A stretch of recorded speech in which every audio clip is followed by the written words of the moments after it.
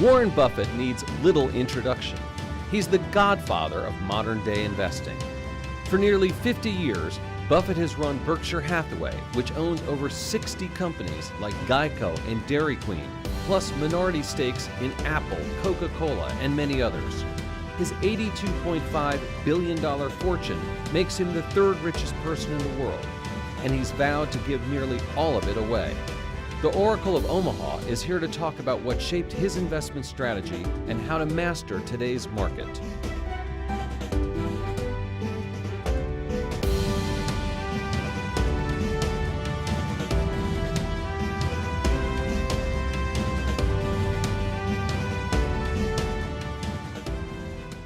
I'm Andy Serwer.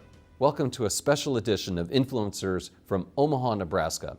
It's my pleasure to welcome Berkshire Hathaway CEO Warren Buffett. Warren, welcome. Thanks for coming. So let's start off and talk about the economy a little bit. And obviously, we've been on a good long run here. A very long run. And yet, does that surprise you? And what would be the signs that you would look for to see that things were winding down? Well, I look at a lot of figures just in connection with our businesses. I like to get numbers, so I'm getting reports in weekly in some businesses. But that doesn't tell me what the economy is going to do 6 months from now or 3 months from now. It tells me what's going on now with our businesses, and it really doesn't make any difference in what I do today in terms of buying stocks or buying businesses. What those numbers tell me, they're interesting, but they're not guides to me. If we buy a business, we're going to hold it forever. So we're going to have good years, bad years, in between years, maybe a disastrous year some year. And we care a lot about the price. We do not care about the next 12 months. But are you surprised at how long this economy has been expanding? I've been surprised by all kinds of things in the last 10 years about the economy. I mean, I don't think there was any economist I've ever read that talked about negative interest rates for long periods of time. I mean, if you go back and read Keynes or you read Samuelson, you read any of them, they do not get into a negative rate environment. I think now there's still 11 trillion that's of government debt around the world that's at a negative rate. So we've never seen it before, and we've never seen, at least the conventional wisdom on a sustained period of long and growing deficits while the economy is getting better, extremely low interest rates, and really very little inflation. So something different is happening, but something different happens all the time. So, and that's one reason economic predictions just don't enter into our decisions. Charlie Munger, my partner, and I, in 54 years now, we've never made a decision based on an economic prediction.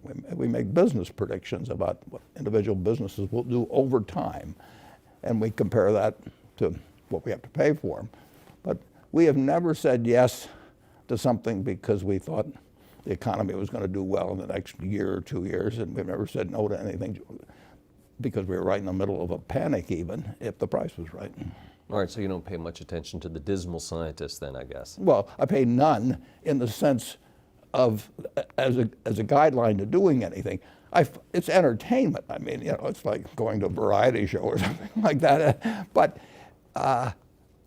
and I just don't know of any economist that actually has bought businesses successfully or done well in stocks. Paul Samuelson did. And you may know he was a big shareholder of Berkshire, but it's. They make guesses, and there's so many variables.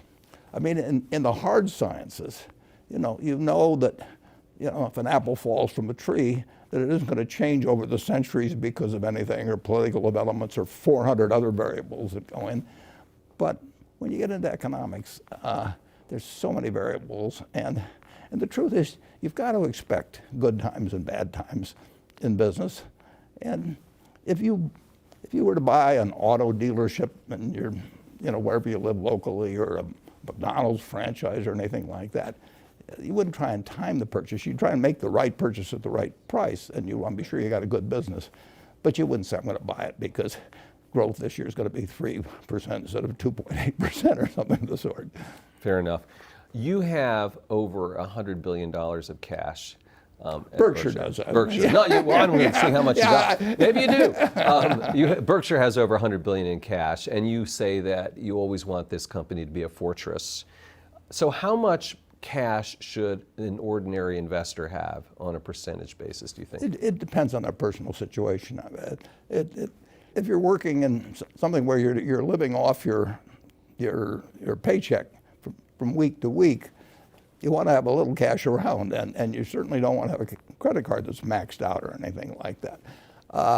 But if your house is paid off, if you don't have big living expenses, you got a portfolio of decent diversified businesses, you don't really need any cash.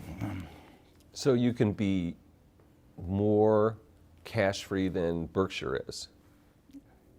Yeah, I've got responsibility. We've got insurance claims. We could have hurricanes that, would happen.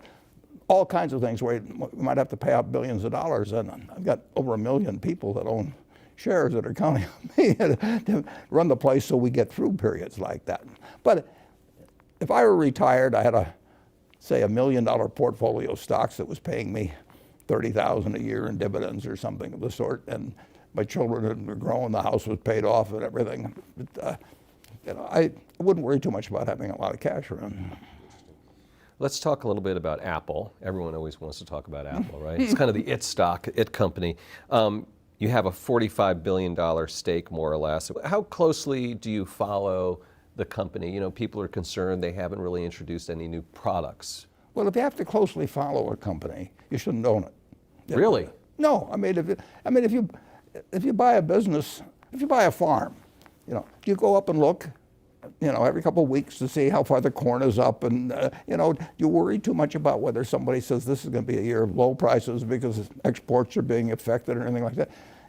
You buy a farm and you hold it for. I've got one farm that I bought in the 1980s, and my son runs it, but I've been there once, it doesn't grow faster if I go and stare at it. I can't cheer for it, more effort, or something like that. And I know there's going to be some years when prices are going to be good and some when the prices aren't going to be good. I know there's years when yields will be better than others, but I bought the farm. And if it just doesn't, I don't care about economic predictions on it or anything of the sort. I do care that over the years it's well tended to in terms of rotating crops, and I hope yields get better, which they generally have.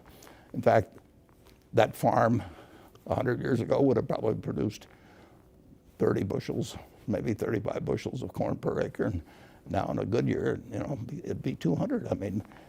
We've really made progress in this country. That's one reason commodity prices, if you go back a couple hundred years, they've moved so little, is because we've just gotten better and better at whether it's cotton or whether it's corn or soybeans or all kinds of things. And you and I have benefited from that. And so Apple is kind of like a farm. Well, it's a long-term investment, and if you own the best auto dealership in town, the best brand, and you had somebody good running it, you wouldn't drop by every day and say, how many people have come in today, or I think interest rates are going up a little, maybe it'll slow down our sales or anything. No, you buy it knowing there's 365 days a year, and you're going to own it for 20 years, so that's 7,300 days, and things are going to be different from day to day and year to year. You shouldn't buy it if the day-to-day stuff is important. Let's switch over to talk about buybacks, which is another hot topic these days. And you did a fair amount. If you look in the annual report, you can see that between December 13th and 24th, it looks like you guys bought back about $233 million worth of Berkshire, which was right near that particular stock market bottom. How did you know that? Or what was going through your mind? If I knew it, I'd have bought a lot more than 200. No, that's not a big purchase for us, actually. And now we will buy Berkshire when we have lots of excess cash. All the needs of the business are taken care of. We spent $14 billion on property, plant, and equipment last year, way more than depreciation. So we take care of the needs of the business. Then we have excess cash. And if we we'd love to do is find other businesses to buy. But if I think the stock, and my partner Charlie Munger think the stock is selling below intrinsic business value, we will buy in stock. So it obviously was at that point. Well, we thought so, yeah. But what's really intriguing is when it goes down a lot. I mean, when you're buying dollar bills for 60 or 70 cents, which periodically you get a chance to do in stocks, then assuming you've got the cash, you don't want to ever get so that some surprise could really take you out in some way. But if we've got excess cash, we'll buy it as fast as we can. But at that point, it would be more like a 2009 rather than just December of this past year. Exactly. Right. But it's, if you and I own a McDonald's franchise together and it's worth $1 million and you own 50% of it and you come to me and you say, I'll sell out for 400,000, I'll buy you out. If you want to buy mine, I'd be wary of that, but for just that reason. You should be, yeah. But if you want 600,000, I'll just say, come back tomorrow. So just continuing about buybacks, Senator Schumer and Sanders want the government to weigh in to sort of legislate when companies can do buybacks.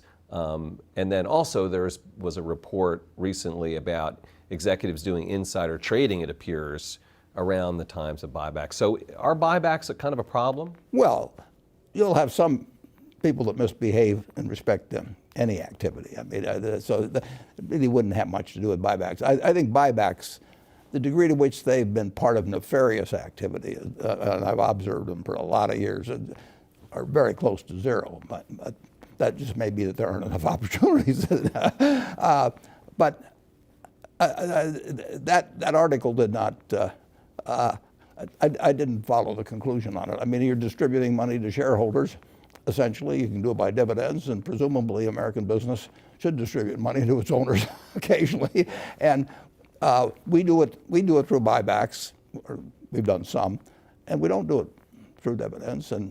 But most companies do it through having a dividend policy. And then if they have money beyond the needs of the business, then I think if their stock is underpriced, then it makes nothing but sense. Should the government tell companies when to do it, or at least mandate conditions where they can?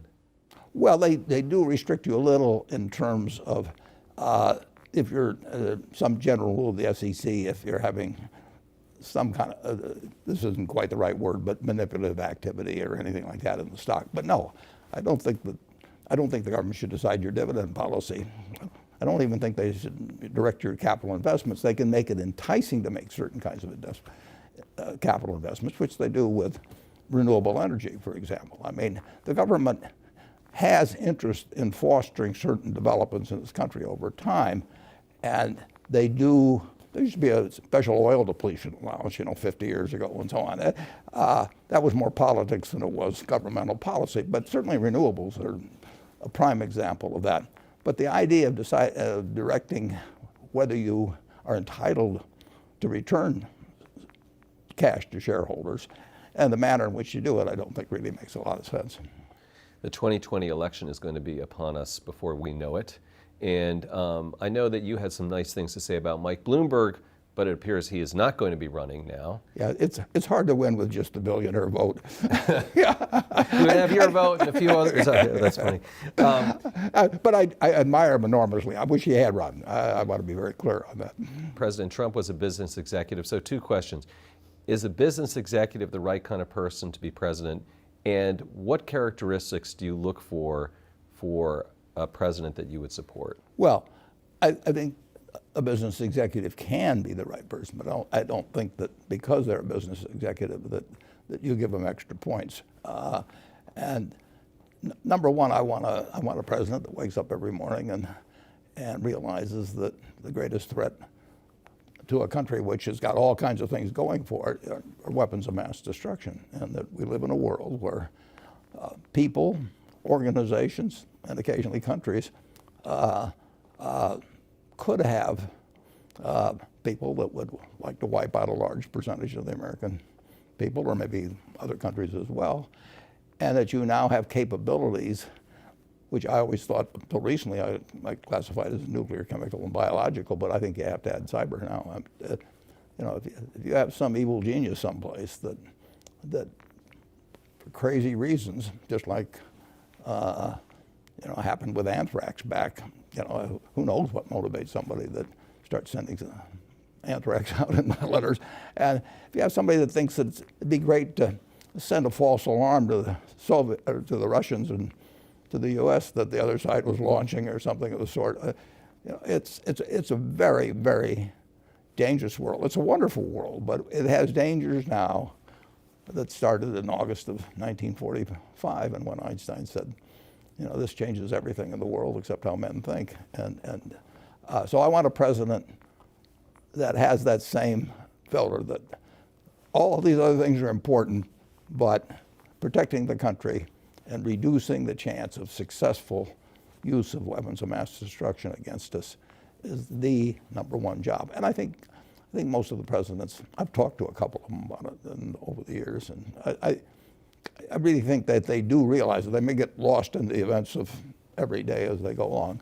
And then beyond that, I want a president that has two objectives with the economy. One is to make sure that this marvelous goose we have keeps laying more golden eggs. And then I want a president that also feels that if GDP is $60,000 per capita in the United States, that nobody should get left behind. We've got a market system that works marvelously in turning out more goods and services, better ones, year after year. Done it all through my life. Would you ever talk to a candidate and say, hey, what do you think about these three things? Well, they'll tell me what I want to hear in most cases. So I want to hear what they tell people who disagree with them on the subject. I always like to ask a candidate, they usually finesse me some way or another, but I say, what are you for that the majority of your followers are against?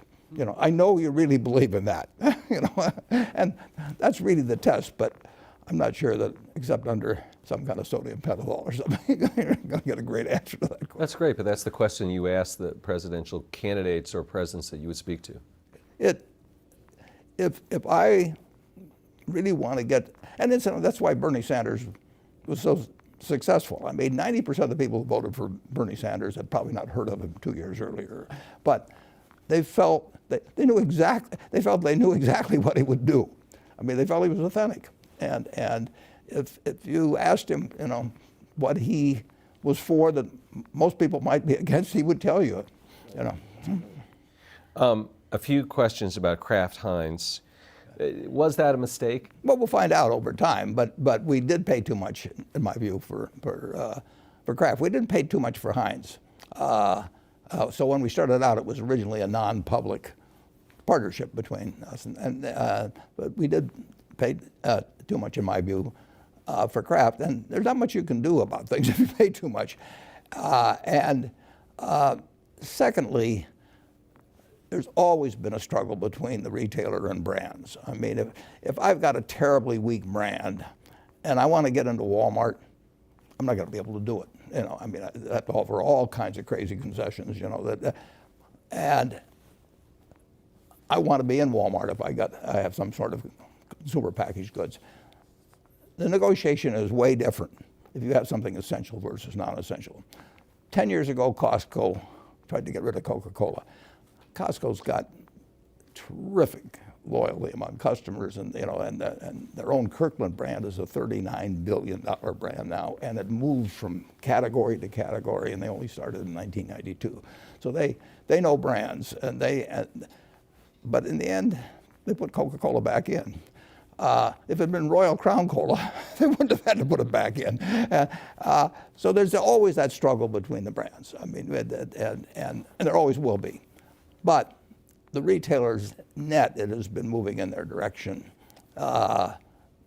particularly, I think, because of the Amazon revolution. First Walmart, and then... Well, yeah, Walmart. Right, and then Walmart, Amazon. yeah. I mean, but it's been accentuated, I think.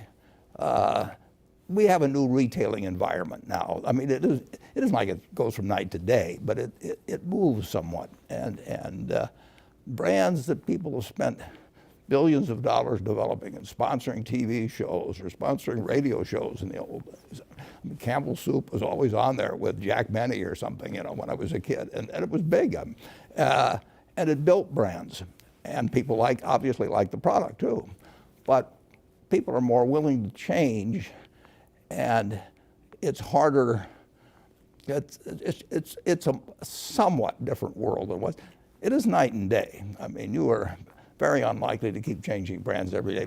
But it really surprised me that Gillette lost position. I mean, men don't like to experiment much. Women are better experimenting. But you know, when you were a kid, the Gillette cavalcade of sports was your pal and brought you the Rose Bowl and the World Series and all that sort of thing. You just shave with Gillette the rest of your life, and you still do to a great degree. But it's not exactly the same as it was even 5 years ago or so when we bought Kraft. You mentioned Amazon as a game changer, and I have to ask you, you haven't bought the stock. You're an admirer of Jeff Bezos. A listing of the richest people in America came out. He's number one. I think your friend Bill Gates is number two. You're number three. So you can see what he's done in myriad ways. Yeah. And of course, the question is, how come you haven't bought Amazon? Is there still time to buy? Would you still buy it? Oh, I always admired Jeff. I mean, I met him 20 years ago or so, and I thought he was something special, but I didn't realize you could go from books to what's happened there. No, I mean, he had a vision and executed it in an incredible way, something that it would not have, but there's a lot of games I miss. I would have missed Microsoft even if I gotten to know Bill earlier or something. Those just aren't my games. I don't worry about the things that I miss that are outside my circle of competence of evaluating. I have missed things that were within my circle, and that's a terrible mistake. Those are my biggest mistakes. You haven't seen them. But I don't, it's not a mistake because I miss Netscape or something like that at all. I would say that maybe 5% of the companies or 10% of the companies at most are within an area of my circle of competence. There's something I should be able to understand. All right, well, let me switch gears then and ask you about leverage a little bit. And corporate debt, people are concerned about. Federal debt at $22 trillion. Should we reduce, let's just say, the federal debt, and how would we do that? Well, if you're running a deficit getting close to 5% when things are really good, that's a new world. And neither the Republicans or Democrats are particularly concerned about it. And we're not having a lot of inflation. That wasn't supposed to happen, but it's happening. That's why I say you don't want to get hung up on trying to make economic analysis because nobody's any good at it. You don't get rich doing that. If you look at, you mentioned that Forbes list, if you get on the list, the number of people have done that by economic analysis, I think you're just about zilch on there. Okay, fair enough. Income inequality, wealth inequality, you've talked about the earned income tax credit.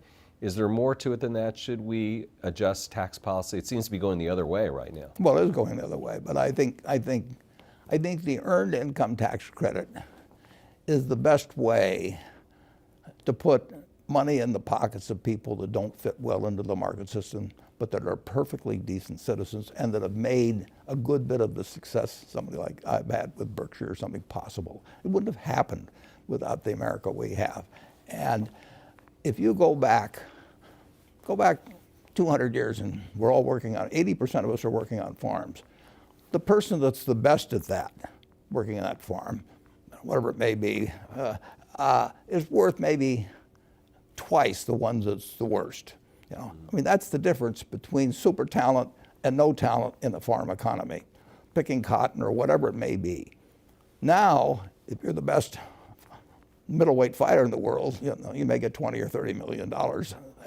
And if you are just a good citizen, raise nice kids, help in the neighborhood and everything else, but you don't have market-related skills, you'd be good on that farm still.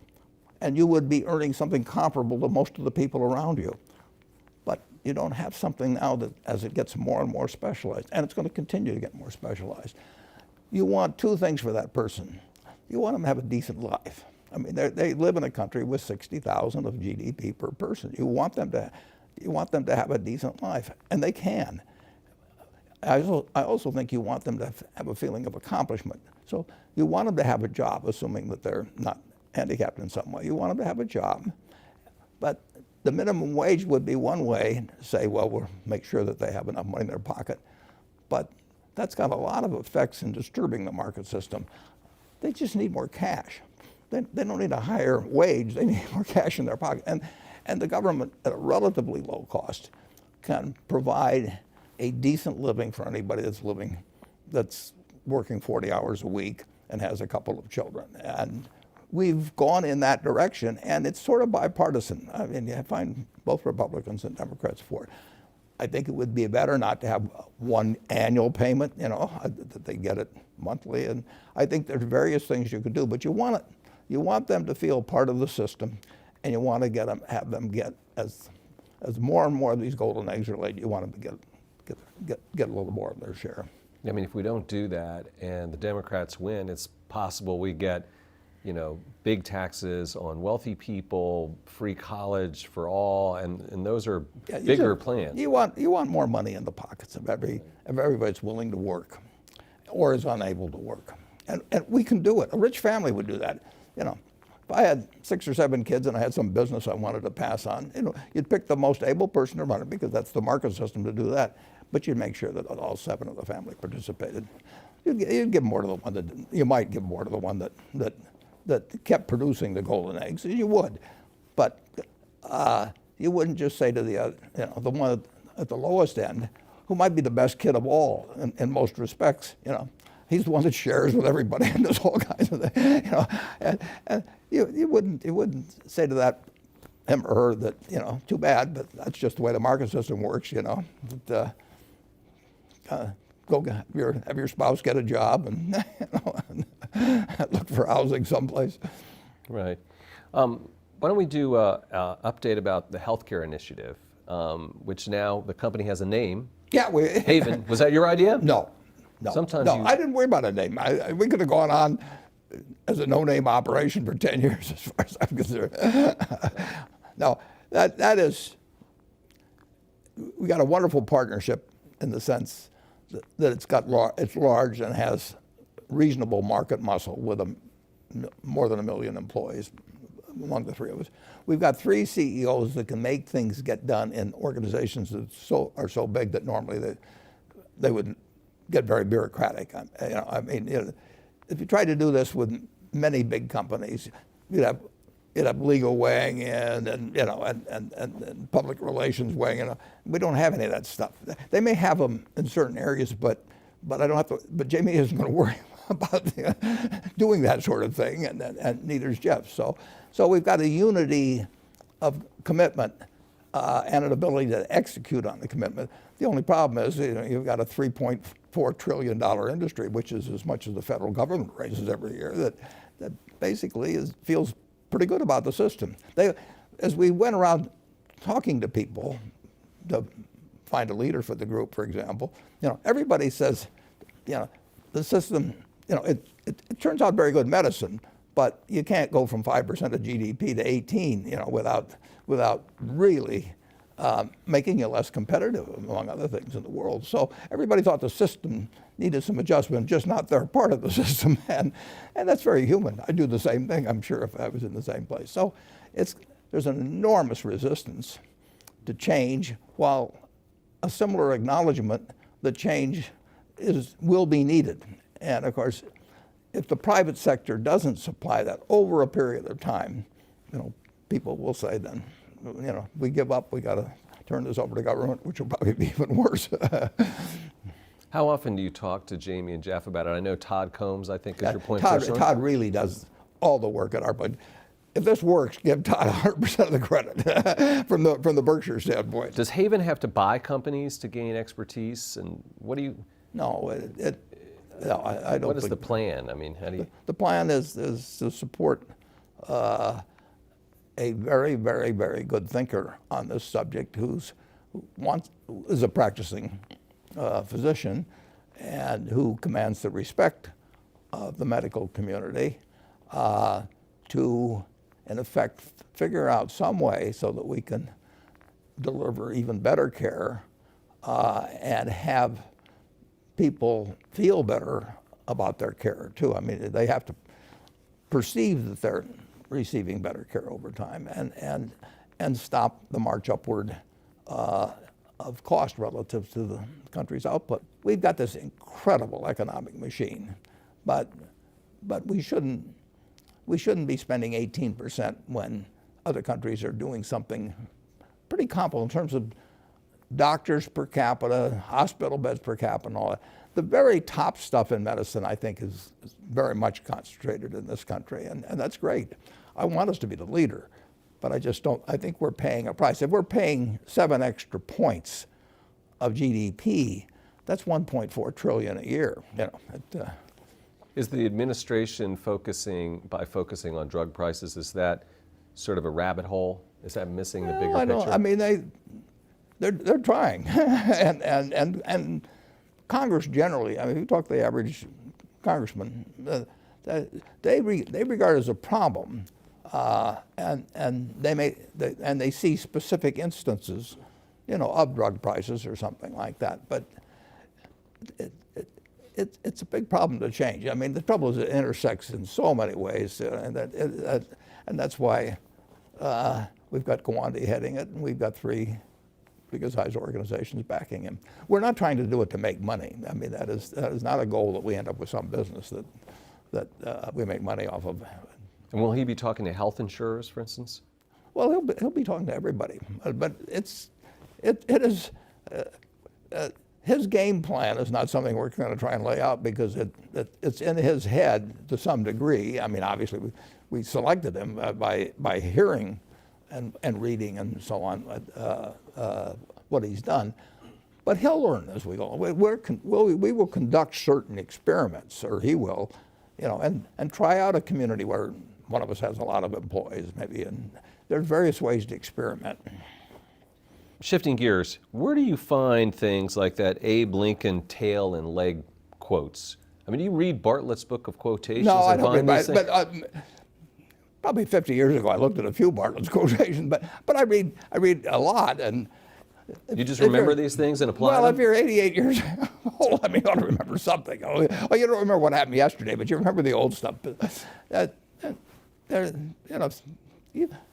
You've got a lot of interesting quotations in your head, Yeah, not like you do. I think that's great. Okay, so one company you invested in was GE. Yeah. And you did well with that investment. And yeah, I was too early actually. If you look back, I was very active in the last half of September and early October, and then I wrote that article in later October, and I knew it was going to get bad. I wrote in the article it was going to get bad, but I didn't think the stock market would react as much as it did between then and March. So I had more or less used up our powder well before the bottom was hit. That's interesting.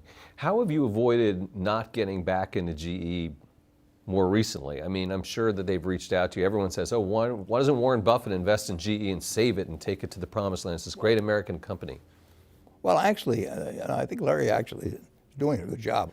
Larry Culp. Danaher, Larry Culp. But Danaher is a good sale, and I think his priorities are straight, and I think he's a very able guy, and he's on the right track. And I'm a fan of GE's in the sense that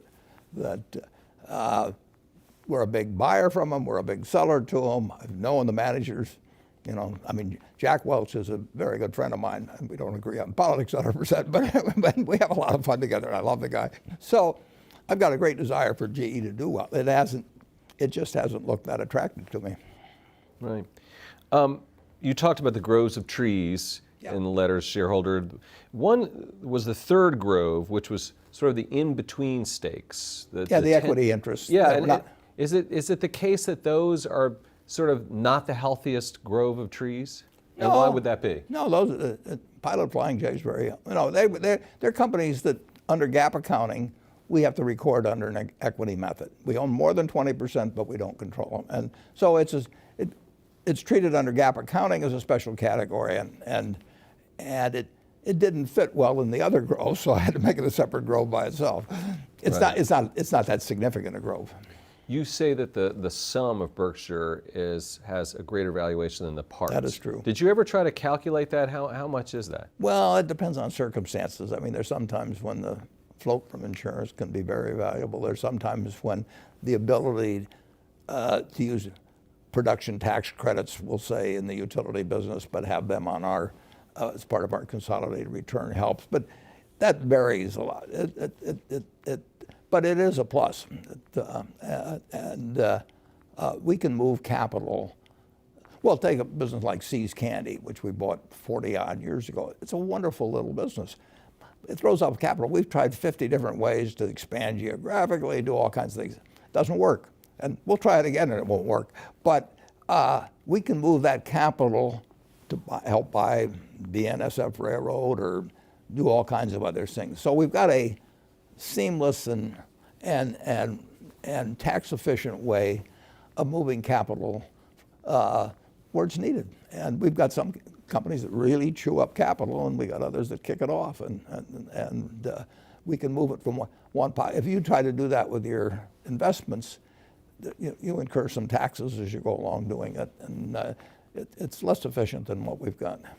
You talked a lot about the tax cuts and the benefits to Berkshire. You didn't really get into the costs of the tax cut, which surprised me a little bit. Are there costs? I mean, is it just free money? Well, it makes a difference.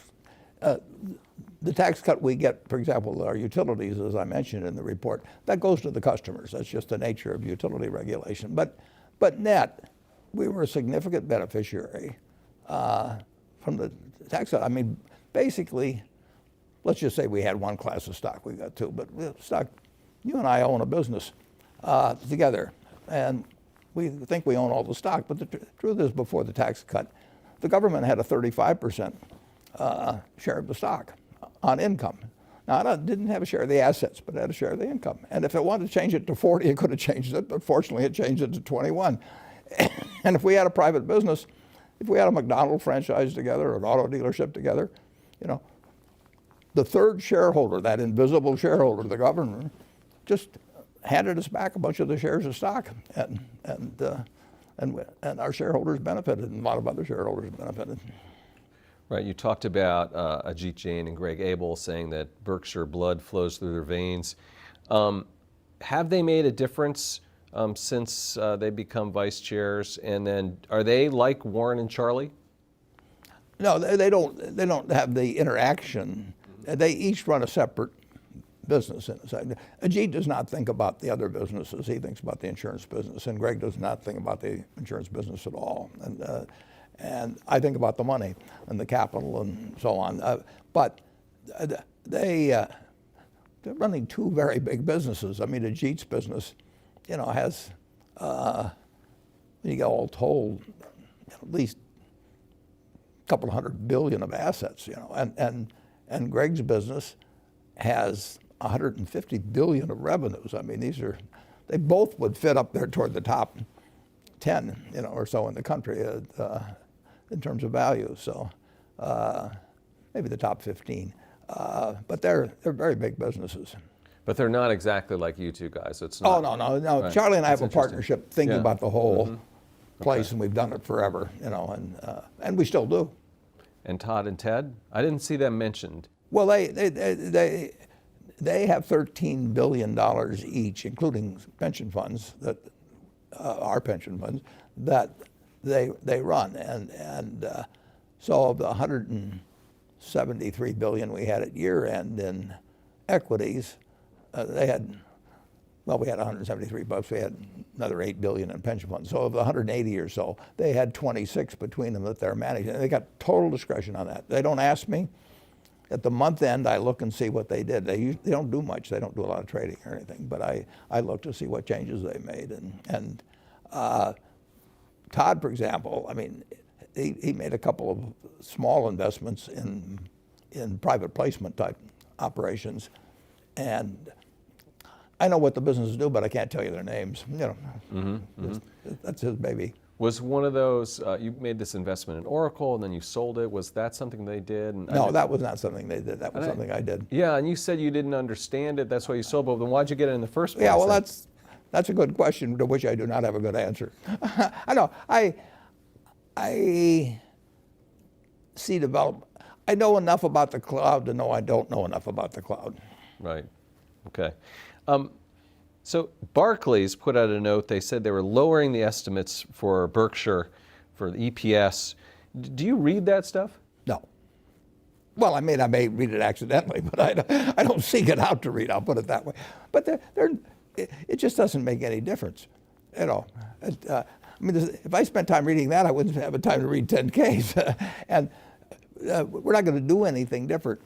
I don't know what we're going to earn. As I put in the annual report, and I really think this is unique. I mean, we do not prepare financial statements monthly for Berkshire, and there's just no other company would do it. But there's no sense doing it. I know where the money is, and I know how the companies are doing generally. But what difference does it make? Because I'm not going to try and hit any number for the quarter by, you know, having a sale on insurance or doing something even worse. And Charlie, I mean, he knows where we stand, and we know what businesses are doing well, which aren't, and we certainly know where the money is. Another one, UBS survey of Berkshire investors says the 5 most important things to them are succession, investment performance, M&A opportunities, share repurchase, insurance margins. Do you read that, or does that No, surprise but you? I don't disagree. I mean, I'm glad that somebody understands this. Your own investors. Yeah. Well, that's important. You know, 54, well, if you go back to when I started my partnership in 1956 that Berkshire came out of, there were 7 people sitting there at a table having dinner, relatives primarily, and I said, here's the partnership agreement. It's done under Nebraska law. It's 4 or 5 pages. You don't need to read it. But I said, here's a little half-page, what I call the ground rules. And I want you to read these. And if you feel okay about that, about the interaction, what the expectations are, and all of that sort of thing, then we'll join forces.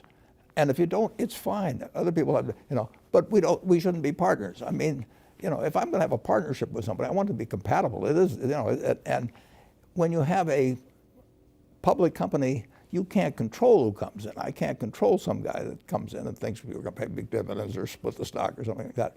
So by my actions and my communications and everything, I want to attract the people that, from the public market, that I want, and I want to keep the others away. Costco was built. Saul Price, who started the Price Club and that thing, he sat down and figured out the customer he didn't want. And he set up a system that would keep away the customer he didn't want. Who did he not want? He didn't want somebody buying a quart of milk with somebody behind him with a basket of $200 worth of goods waiting for that. So he put in a membership fee, and by putting in a membership fee, he killed all the drop-in business, the business that belonged to the 7-Eleven. We want Berkshire to keep out people who have expectations about us that are different than ours. I mean, good for them, and I hope they find somebody they fit. But if you're going to run a church, you want your seats to be filled by people that are generally want to listen to your form of religion. And you don't want it to change every week and say, gee, I need a new group, and I'll go out and talk to a bunch of investors and get them to come to my church this Sunday. Because there's only so many seats in the church. There's 1,645,000 or so A equivalent shares, and those are the seats. And I want them occupied by people that are on the same page I am. The Church of Berkshire. Seems like you've got a big weighting in financials, and of course you finally invested in Jamie Dimon's company. Why banks right now? They're businesses I understand, and I like the price at which they're selling relative to their future prospects. I think 10 years from now that they'll be worth more money, and I feel there's a very high probability I'm right. And I don't think they'll turn out to be the best investments at all of, you know, the whole panoply of things you could do, but I'm pretty sure that they won't disappoint me. Is climate change changing your insurance businesses? No, it doesn't change the insurance business. Does it change modeling or something in the business? No, it would change our insurance business if we were writing 20-year policies. I mean, if there was something that changed life mortality adversely to the interests of the life insurance company, you're stuck with a policy for 20 years if you write the life insurance policy, and it's, you know, you'll keep paying your premiums if it's adverse to me. That's what's happened in long-term care insurance, for example. But when you write a policy for 1 year at a time, you see what the developments are, and if, you know, cars, for example, are much safer to drive than they used to be. There used to be 15 deaths per 100 million miles driven. Now there's a little over 1. On the other hand, they've become much more expensive to fix. I mean, that little side view mirror, which used to cost $10, now $1,000 or something like that. So you have things that are changing in terms of, if you're writing collision insurance, you got to allow for the fact that windshield, the bumper, all kinds of things, or the side view mirror and all that are way more expensive.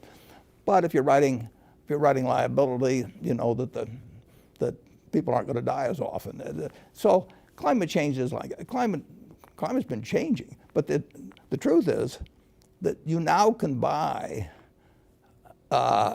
really big catastrophe limits cheaper than you could buy them in 2005 or thereabouts, allowing for changes in the dollar and concentration of population. So far, rates have come down. That's the reason we've gotten out of the cat business to a great degree. We were a very big writer of cat business 10 or 12 years ago. We aren't out of the cat business because of climate change. We're out because the prices aren't right. And the world will change, and that's got very serious consequences, but it won't change that much from year to year. That, we've done very well during a period of some climate change. You've talked about technology advancing faster than our ability to understand it. And I'm wondering if social media and Facebook and Google and Russian trolls coming in, and is that maybe an example of that? Or are you still worried about that problem? Well, I think cyber poses real risks to humanity, forgetting about the problem of even misinformation. I'm just thinking of, we have railroads running over 22,000 miles of track, and some of them are carrying ammonia, and some of them are carrying, chlorine and things. We have to carry them. We have no choice about that. We're required by law to carry them. And I would rather do that in a non-cyber world than a cyber world. And there are all kinds of things. The problem about something like cyber is that it's moving, and it's just unpredictable whether you'll get some crazy guy like stuck the anthrax in the, what they can do becomes magnified. I mean, when you saw what 19 guys did, on 9/11. I mean, the tools in the hands, or potentially in the hands, of either crazy individuals, crazy groups, or even a few crazy governments, are really something. And we don't necessarily know what all the tools they have are, and that is moving all the time. I mean, again, Einstein said, I know not with what weapons World War III will be fought, but World War IV will be fought with sticks and stones. I mean, it's a dangerous world. I don't know if you've been following this, Warren, but what do you think of Elon Musk's behavior as a CEO? Well, I think it has room for improvement. Now, he would say the same thing. I mean, it's just, some people have a talent for interesting quotes, and others have a little bit more of a blocker up there that says this can get me in a problem. But he's a remarkable guy. But I just don't see the necessity to communicate. I think I've got 7 tweets because a friend of mine signed me up for it, and she's called me about 100 times saying, can I tweet this or that? And I've said yes to her 7 times, I guess, or something like that. I've never actually written one myself. I don't even know how to do it. Have you talked to Elon ever? He joined the Giving Pledge, so once or twice, but that's a lot of years ago. 7 or 8 years ago. He hasn't come to our annual gathering, so I haven't seen him for 7 or 8 years. So let's talk about this trade war that's been going on a little bit with China. And I guess I'd like to ask you, do you think that Donald Trump was right in calling out the Chinese government and basically putting them on notice? I won't have any comment on that. In terms of political activity, I don't put my citizenship in a blind trust. So when the election comes around, I'll do something. On the other hand, people will interpret things I say about any any president, as to some extent coming from Berkshire, and they don't come from Berkshire. I'm just an individual, so I think I'm glad to talk about China, but I can't talk to you about that part of it.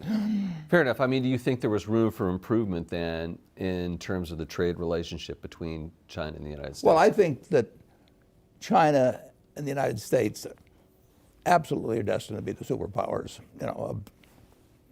beyond my great-grandchildren lives, and will always be competitors, and will be competitors in business, we'll be competitors in ideas, all kinds of ways. And there's no other way it would be. And we just have to make sure that competition doesn't get us to a point where we don't realize that the best world is one in which both the United States and China prosper. I mean, we do not want to have an island of prosperity in the rest of the world, envious of us in a nuclear age. And China doesn't, Russia doesn't. I mean, we all recognize the dangers of letting competition get out of control and become, you can be competitors without being enemies. And that's what all powerful nations have to realize over time. I mean, it's different than 200 years ago when you could have some dominant country, and then they may have done some things that you didn't like, but it didn't threaten the existence of the world. You really threaten the existence of the world, as we know it, if important countries do not constantly recognize that they can compete, they can fight over certain things, but they can't regard it as essentially the equivalent of war. Here's a question from Kevin Chen, who is a Berkshire shareholder and an NYU professor. And he says, and this is sort of along the lines of what you were just saying, Warren, but do you think that U.S. and China will be able to resolve their differences, or are conflicts unavoidable? Well, I don't think conflicts are unavoidable, but I think it has to be active thinking on the part of every hugely powerful country. And Russia is hugely powerful. I mean, 90% of the nuclear arms in the world are between U.S. and Russia. So they have to recognize that the best world for them is one where they don't try and grab all the apples, basically. And we have to recognize that. And we can't, in the United States, we can't think that either our ideas run the world, or we start getting aggressive about things, and China can't think that, and Russia can't think that. And that's obvious. You just have to make things, you got to be sure things don't escalate. You have World War I, with an archduke, I mean, you get these, you can get chance incidents, and you really want to, I asked one of the presidents one time, in terms of what he would do if he awakened in the middle of the night with somebody coming to him and saying, absolutely, somebody else has launched, and would you launch on that? And you've got 10 minutes to decide. And I wouldn't want to have that responsibility, but you want to make sure you don't get to that point. Right, right. Would you ever make a big acquisition in China? And if not, aren't you missing a huge portion of the world? Yeah, the answer is we would. Yeah, we would. Have you looked? We've been made aware of some things, yeah. Are you concerned, on the flip side of the coin, are you concerned that the rule of law is different, that the accounting might be opaque? Well, I'd want to be sure I understood the accounting, obviously. Some businesses that'd be easier to do than others. But I know the laws, the customs, the accounting, the people better in the United States than any place else. So there's some small hurdle in many countries to get over, which I can get over. I mean, but I just don't. It's just not as easy as looking at something where I already know the answer, from previous transactions or something of the sort. So it's easier to make a big acquisition in the United States. I have to do more work if I'm looking beyond the borders. But I love the idea of doing it. When we made the acquisition in Israel a dozen years ago, I didn't know what the tax rates were there. I didn't know what corporate law. I suspected that it would all be answered satisfactorily, which it was, but I didn't just automatically know it. It seems like you're more open about doing a deal in China than in previous conversations we've I don't had? think so. It's out there. I'm open. Yeah, Right. Okay. we made 2 decent-sized stock acquisitions there, and that worked out fine. Those are? Well, PetroChina and BYD. BYD, yes. Yeah, BYD was Charlie's, but Right. Charlie's Yeah. very well versed on China. Right. But, The U.S. trade deficit has been widening, and of course a lot of that has to do with our trade with China. Is that something that worries you? well, I wrote an article about it for Fortune and the trade situation many years ago, and when our deficit got to be large in relation to GDP. I don't think it's essential to have a trade balance, but I think that if a trade deficit gets large and it looks like you have no way out from it, that can be a real problem over time. I mean, you're shipping little pieces of paper to the rest of the world, and they're shipping you goods. I mean, people are working, making underwear or shoes someplace, and they get little pieces of paper from us. And it gets very tempting if you've done that enough to make sure that those little pieces of paper aren't worth very much over time when they want to cash them for something.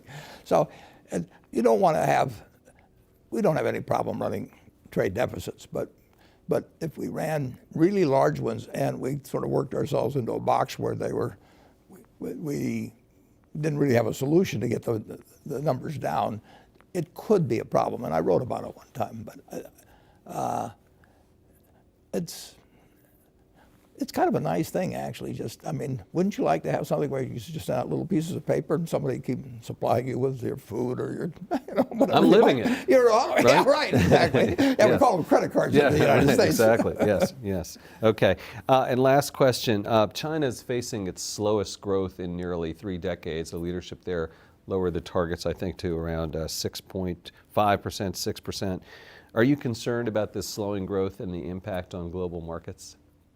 Well, I don't worry about it in terms of global markets. I mean, China's going to grow a lot over time. I mean, when you think of what's happened, well, this is 1949 or whatever, but there's been nothing really like it. I mean, you had 20% of the world's population at that time, perhaps, really hadn't remotely achieve their potential. I mean, they had the intellectual capacity, they had a decent soil, all kinds of things. I mean, and what's happened there almost is beyond belief. And that game's not over, but we've had incredible developments in the United States. I mean, real GDP per capita is 6 times what it was the day I was born in the United States. 6 times. And we thought we were a pretty developed country then and everything.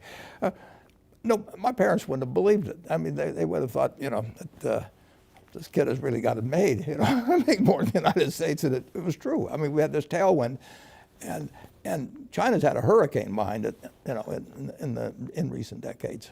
In a good way. Absolutely. Because you were comparing it to the tailwind of the hurricane at your back. At their back, and they have found a way of life that is dramatically different than existed for the billion. There was a billion then, maybe a billion, 2 or 3, whatever it is now, and they have changed a country really of size. I don't think there's ever been anything like it. We've done it too, but it took somewhat longer. I mean, it was a more stretched out. It was a remarkable period, but when you go to, I first went there in 1995, and then they regarded it as a miracle, and then I went back 10 years later, and it was a whole different country beyond that. Warren Buffett, thanks so much for joining us. I'm Andy Serwer. You've been watching Influencers. We'll see you next time.